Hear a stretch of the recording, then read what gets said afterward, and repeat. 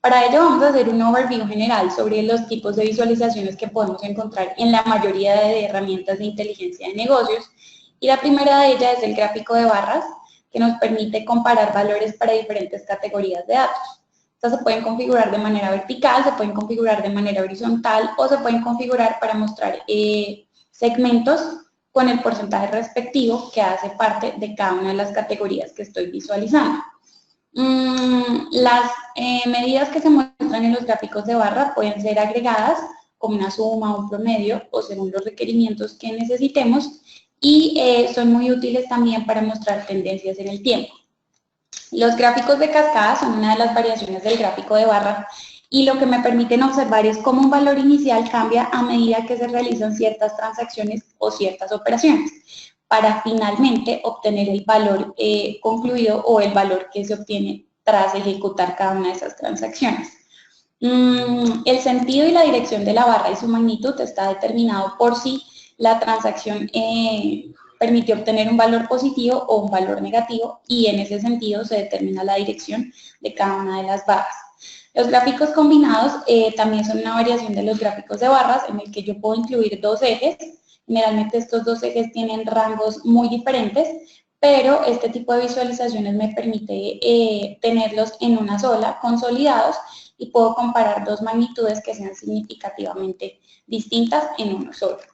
Los gráficos de línea son muy útiles para mostrar tendencias. En la mayoría de los casos, la idea es mostrar tendencias en el tiempo. Yo puedo analizar una línea si solamente tengo una categoría, o puedo desplegar varias si quiero analizar varias simultáneamente. También me permite evaluar cuál es el comportamiento de una variable respecto a otra o evaluar tasas de cambio que sean significativas en el contexto de negocio.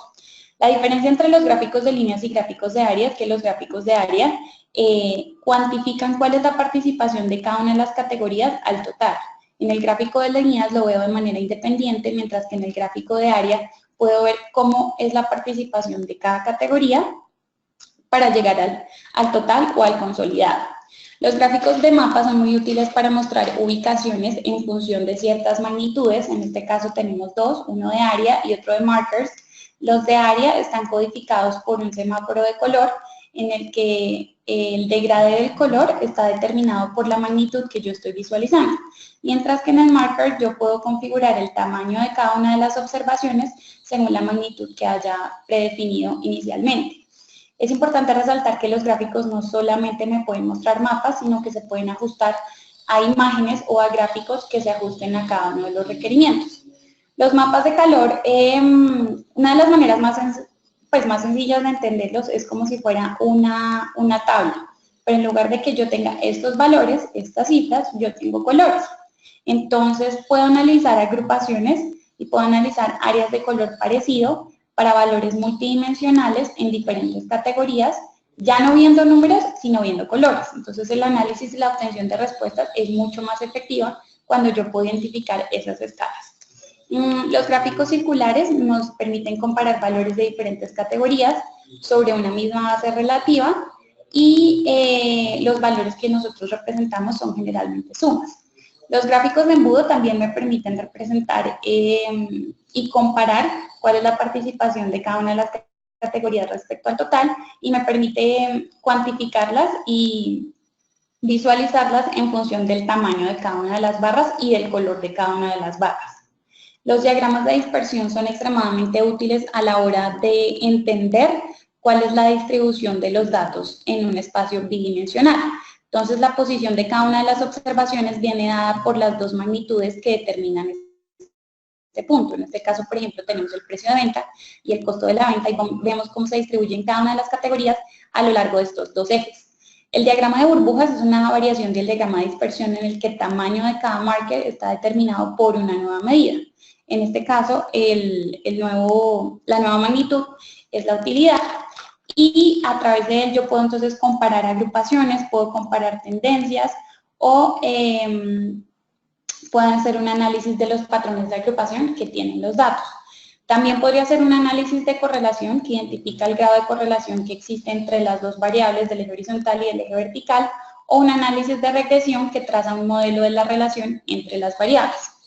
Por otra parte tenemos los gráficos de árbol que nos permiten visualizar grandes cantidades de información de manera jerárquica. El rectángulo, más grande siempre se ubica en el extremo izquierdo superior y el más pequeño en el extremo derecho inferior, y los tamaños y los colores de los rectángulos vienen dados por la magnitud que yo deseo visualizar. En este caso podemos ver, por ejemplo, que México es el país con mayor costo de envío, mientras que Panamá tiene el menor costo de envío. Los gráficos de KPI se utilizan para informar rápidamente sobre cifras concretas que me informan sobre indicadores claves de rendimiento que deben ser supervisados y que deben ser presentados para que el usuario final o el consumidor tenga claro cuál es la cifra en un momento específico del tiempo. Los diagramas de caja me permiten hacer un análisis de distribuciones. Son gráficos que incluyen gran cantidad de información, pero que realmente son muy poco utilizados. Y en este caso tenemos dibujado en este gráfico cada una de las partes que lo componen. El punto A es un valor atípico, es decir, no es un dato representativo de la muestra. El grupo, las líneas C, corresponden tanto al cuartil 25 como al cuartil 75. Y la línea que divide la caja en dos segmentos es la mediana. En este caso, por ejemplo, podemos ver la gráfica de los días que se demoran los envíos en cada una de las semanas que estamos analizando. Y finalmente los histogramas también nos permiten hacer un análisis de la distribución de los datos, pero en este caso se agrupan las categorías en el eje inferior y se muestra la frecuencia de cada uno de los datos en el eje vertical.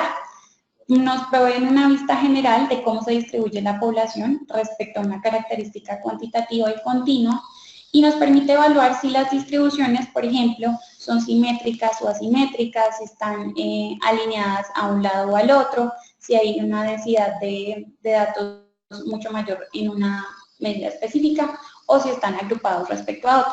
A partir de ellos nosotros podemos hacer aproximaciones a distribuciones como la T de Student, como la normal, como la de T de Fisher, y posteriormente podríamos sacar pronósticos siguiendo la aproximación de la distribución que nosotros obtuvimos.